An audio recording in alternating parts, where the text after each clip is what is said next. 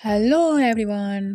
आज मैं लेकर आई हूँ चाइनीज़ फैंटेसी ड्रामा का एक्सप्लेनेशन जो काफ़ी इंटरेस्टिंग और मज़ेदार होने वाली है। तो चलिए ड्रामा स्टार्ट करेंगे। ड्रामा शुरू होने से पहले मैं ये बता दूँ, इस ड्रामा के टोटल 36 एपिसोड है और मैं हर दिन 2 एपिसोड को एक्सप्लेन करूँगी, तो लास्ट तक ज़रूर बने रहना। तो ड्रामा स्टार्ट करते हैं। ड्रामा के शुरुआत में हमें ड्रामा के मेन फीमेल वेजी को दिखाया जाता है, जो बे मेंशन को सुबह सुबह साफ करती है और साथ ही साथ कुएं से पानी भी निकालती है और बे मेंशन के फ्लोर को भी साफ करती है और यहाँ तक कि वो बे मेंशन के सारे लोगों के लिए खाना भी पकाती है, क्योंकि वो बे मेंशन की मेड होती है। अगले सीन में हमें बे मेंशन की राजकुमारियों को दिखाया जाता है, जहाँ पे तीसरी राजकुमारी और चौथी राजकुमारी होती है। चौथी राजकुमारी बहुत ही ज़्यादा नटखट और जलन स्वभाव की होती है।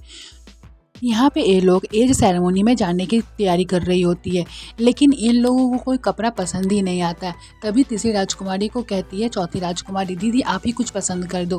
तो चौथी राजकुमारी कहती है तुम कुछ भी पहनो, सब में ही खूबसूरत लगोगी।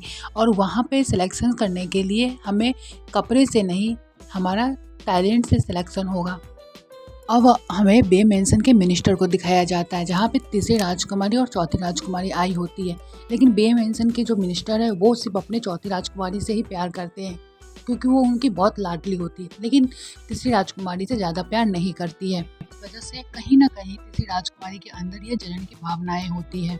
मिनिस्टर तीसरी राजकुमारी से कहता है कि तुम दोनों अपना ख्याल रखना और चौथी राजकुमारी का भी ख्याल रखना। तीसरी राजकुमारी बहुत ही जिम्मेदार राजकुमारी होती है, इसलिए सारी रिस्पॉन्सिबिलिटी उसे ही दिया जाता है। अब दूसरे सीन में हम बेजी को उसके माँ के साथ देखते हैं, जो बेजी को अपने साथ ले जाने को आई होती है, लेकिन बेजी उनके साथ नहीं जाना चाहती है, क्योंकि वो कहती है मैं अभी नहीं जा सकती, मुझे अभी पढ़ाई करना है और मुझे एज सेरेमनी में जाकर इमोर्टिलिटी कल्टीवेट करना है। लेकिन उसकी माँ बोलती है ये सब हमारे लिए नहीं है, अब घर चलो। लेकिन बेजी जानती थी अगर मैं घर चली गई तो मेरी शादी करा दी जाएगी। बेजी की माँ चू फैमिली के लड़के से शादी फिक्स की हुई थी। लड़का काफ़ी बीमार था, वो कुछ दिन में मरने ही वाला था, लेकिन पैसे के लिए उसकी माँ उसकी शादी अपनी बेटी से करवाना चाहती थी। बेजी की माँ पहले से ही पैसे ले चुकी थी। इस बात पे बेजी कहती है मैं कैसे शादी कर सकती हूँ, जो लड़का कुछ दिनों में मरने वाला है और मैं शादी नहीं करना चाहती हूँ। इस बात पे वेजी की माँ बहुत ज़्यादा गुस्सा हो जाती है और उस पर थप्पड़ उठाने लगती है। तभी वेजी डिसाइड करती है कि यहाँ पे रहकर कोई फ़ायदा नहीं है और उसी टाइम वेजी वहाँ से भागने लगती है और पीछे पीछे उसकी माँ भी उनके पीछे चली जाती है। तभी रास्ते में तीसरी राजकुमारी और चौथी राजकुमारी आ रही होती है। बेजी फिर तीसरी राजकुमारी से हेल्प मांगती है कि मैं अभी नहीं जाना चाहती हूँ, मैं शादी नहीं करना चाहती। तब राजकुमारी कहती है मैं इसमें कैसे कुछ बोल सकती है, ये तो तुम्हारा पर्सनल मैटर हुआ। फिर बेजी कहती है मैं आपके घर की नौकरानी हूँ, आपका हेल्प करना फ़र्ज बनता है। फिर तीसरी राजकुमारी उसकी माँ से कहती है कि उसकी इच्छा है पढ़ने का तो पढ़ने दीजिए, एक मौका देकर दीजिए। अगले सीन में हम वीजी को देखते हैं, जो खुशी खुशी जा रही होती है। यहाँ पालकी पे तीसरी राजकुमारी और चौथी राजकुमारी आपस में बात कर रही होती है। फिर हम एक तेज सी रोशनी को आते हुए देखते हैं, जो पीली कलर की होती है। फिर एक छत पे आकर वो रोशनी रुक जाती है। यह रोशनी इस ड्रामा के मेन मेल लीड यानयू का होता है, जो एक रेड सन गॉड होते हैं फैमिली एम्पायर की। तभी हम रास्ते में देखते हैं बहुत सारी भिखारी होता है और भिखारी भीख मांग रहे होते हैं और इसी रास्ते से ये पालकी गुजर रही होती है। छोटा सा बच्चा पालकी के सामने आ जाता है और पैसे मांगता है, क्योंकि वो बहुत भूखा होता है। लेकिन ये सिपाही बहुत ही बेरहम होता है और उस बच्चे को कॉलर पकड़कर धक्का दे देता है। ये सब देखकर विजी को बहुत बुरा लगता है। विजी उसके पास जाती है और उसे उठाती है। उठाने के बाद विजी उसे कुछ पैसे देती है और बोलती है जाओ कुछ खाना खा लेना, क्योंकि बीजी भी गरीब होती है, उसके पास भी ज़्यादा पैसे नहीं होते हैं। तभी हम सामने से देखते हैं कि वो गॉड देख रहा होता है और बीजी भी देख लेती है कि वो उसे देख रहा होता है। फिर वो गॉड बहुत ज़्यादा आश्चर्य हो जाते हैं कि ये मुझे कैसे देख सकती है। तभी हम अगले सीन को देखते हैं, जहाँ पे सब पहुँच चुके होते हैं और यहाँ पे बारी बारी से सारे स्टूडेंट आ रहे होते हैं और सब एक दूसरे की तारीफ़ कर रहे होते हैं। तभी हम यहाँ पे तीसरी राजकुमारी और चौथी राजकुमारी को देखते हैं, जिसको देखकर सारे इसकी खूबसूरती की दीवाने हो जाते हैं, क्योंकि ये बहुत ही खूबसूरत होती है। अब हमें एक मिरर को दिखाया जाता है, जहाँ पे सारे स्टूडेंट को 2 ग्रुप में बांट दिया जाता है। ग्रुप 18-18 स्टूडेंट्स के होते हैं। पहले ग्रुप को मिरर के सामने बुलाया जाता है पहले ग्रुप के सारे स्टूडेंट मिरर के सामने आते हैं और मिरर में उनका प्रतिबिंब बन जाता है, लेकिन कोई गड़बड़ी नहीं दिखता है। अब दूसरे ग्रुप को बुलाया जाता है। जब दूसरी ग्रुप आ रही होती है तभी चौथी राजकुमारी के कपड़े पे पैर पड़ जाता है विंजी का और चौथी राजकुमारी नीचे गिर जाती है। तभी उसी समय मिरर में विंजिंग का प्रतिबिंब बन जाता है और तभी मिरर में कुछ अचानक से बहुत तेज सी रोशनी निकलती है। इस मिरर से जो निकलने वाली रोशनी होती इतनी तेज होती है कि हर कोई डर जाता है। विजी उस मिरर को बड़ी हैरान नज़रों से देख रही होती है और देखते ही देखते उस मिरर में काफ़ी तेज़ी से हलचल होती है और एक वर्ड निकलती है उससे, और इतनी वर्ड में एनर्जी होती है जिस एनर्जी से तीनों लोग घबरा जाता है, यहाँ तक कि हेवन एम्पायर भी घबरा जाते हैं। यहाँ पे वर्ड खुद को कन्वर्ट करते हुए वो सारी एनर्जी को रिलीज कर देता है। यहाँ पे सबको पता चल गया था कि ये फोनिक्स वर्ड निकल चुकी है, कि वो जो हम रंगीन वर्ड देखे निकले हुए वो कोई और नहीं, वो फोनिक्स वर्ड ही थी। अब यहाँ पर हम देखते हैं कि उस रोशनी से बचने के लिए एम्पायर गार्ड एक सुरक्षा कवच बनाते हैं। अब हमें एक फ्लावर शो दिखाया जाता है जो फोनिक्स के निकलने की वजह से खिल चुका था, जिसे देखकर डिमोन किंग बहुत ही ज़्यादा खुश होते हैं और खुशी की वजह से इनके आंखों में आंसू आते हैं कि फाइनली चलो फोनिक्स रिलीज हो चुकी है। ये इंतज़ार कर रहे थे फोनिक्स का ही। अब हेवन एम्पायर में हम यानियों को देखते हैं जहाँ पे उनके पेरेंट्स उनको बुलाए होते हैं कि यहाँ पे आकर उन्हें फोनिक्स का पता लगाना है, और वो लोग यानियों से कहते हैं कि ये देखो, यह एक धरती का बॉल्ब दिखाते हैं और उसमें वो सारी घटना दिखता है जो कि फोनिक्स बर्ड रिलीज होते टाइम दिखाया गया था।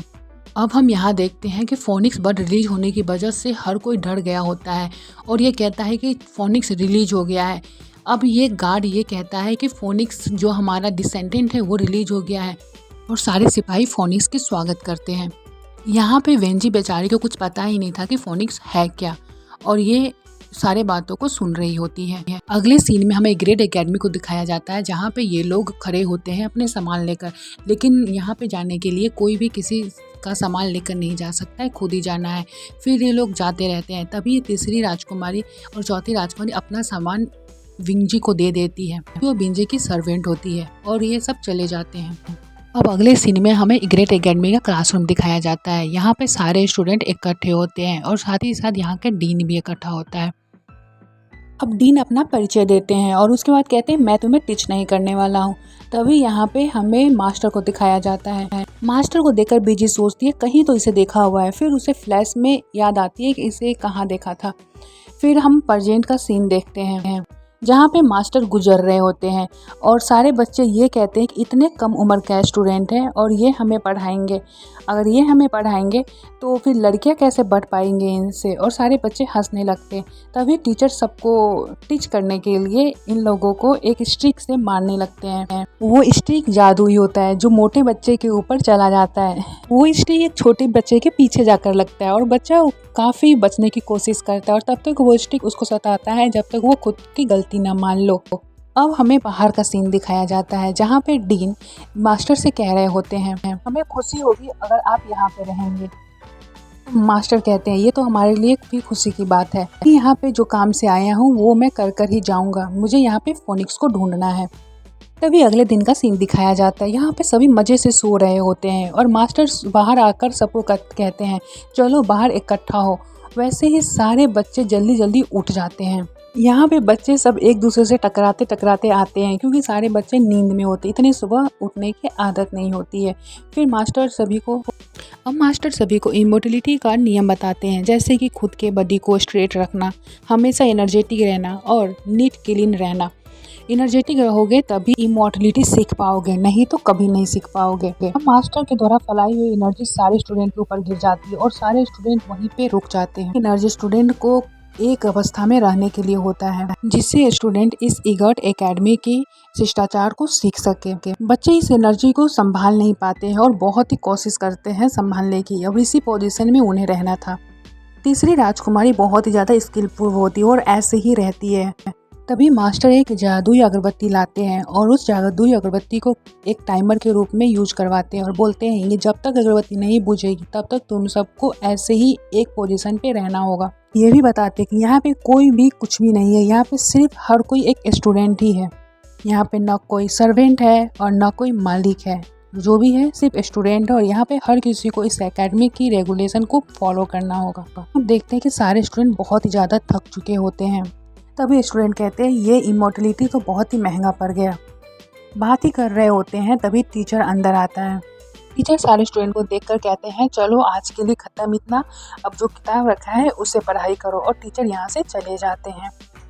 तभी एक मोटा लड़का किताब पढ़ते हुए कहता है क्या ये तो हमें सर्वेंट की तरह, उनका मतलब हम मास्टर की सेवा करने के लिए होंगे, यहाँ पे तो हम इमोर्टलिटी कल्टीवेट करने के लिए आए हैं, न कि किसी के सर्वेंट के लिए। तभी चौथी राजकुमारी बताती है क्या तुम्हें पता नहीं है इस कक्षा में एक ऐसी लड़की है जिसे सब कुछ आता है, जैसे कि कपड़े धोना, खाना बनाना, घर करना, ये सब, और यहाँ तक कि इसे लकड़ी काटना भी आता है और टॉयलेट साफ करना भी आता है, फ्लोर भी साफ कर देती है, और ऐसा कुछ भी नहीं है जो इसे नहीं करने आता। ऐसा कर कर वो बहुत ही ज़्यादा बेइज्जती और बुली कर रही होती है बीजी का।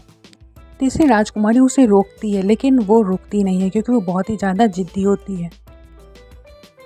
तभी वो उठती है और बीजी के पास आती है और वो बीजी से बुक छीन लेती है और उसे उठाकर सबसे कहती है ये है वी मेंसन की सर्वेंट। वी मेंसन इसे 5 चांदी के सिक्के में खरीदा है, इसके पास खुद का कुछ नाम भी नहीं है, इसे सर ने वे हमारे वे मेंसन से मिला, और जी तक का मतलब बेकार, यही तो है ये वे मेंसन। तभी एक लड़का उठकर आता है और कहता है यहाँ पे सारे स्टूडेंट्स हैं, कोई भी किसी का नौकर नहीं है, तुम ऐसे नहीं बोल सकती हो।